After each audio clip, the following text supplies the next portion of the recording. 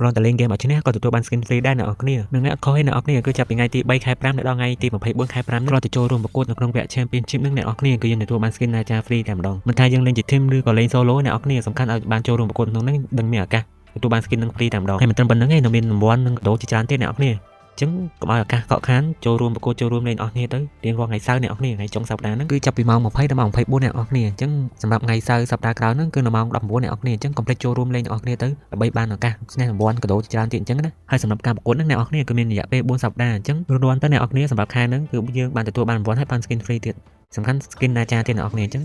យើងទៅមើលអំពី highlight និង effect ខ្លះៗអ្នកនរគ្នានៅ skin ហ្នឹងអញ្ចឹងណាតោះឥឡូវយើងទៅមើលអ្នកនរគ្នាចំពោះ skin មួយហ្នឹងវាអត់មានប្លែកលោអីកប់ខ្លាំងណាស់ណាទេអ្នកនរគ្នាគឺអាចទទួលយកបានទេប៉ុណ្ណឹងអញ្ចឹងគឺមានការជូកក៏មានអីក៏មាន skill effect ល្មមមកស្អាតដែរអ្នកនរគ្នាកុំភ្លេចថាវាជា skin free ទេអ្នកនរគ្នាអញ្ចឹងប៉ុណ្ណឹងអាចទទួលយកបានទេយើងអាចទាមទារអីលើសពីហ្នឹងទេអញ្ចឹងកុំភ្លេចអ្នកនរគ្នារៀងរាល់ថ្ងៃសៅរ៍អ្នកនរគ្នាចូលរួមលេងដើម្បីបាន skin free ទៀតអញ្ចឹងណា skin free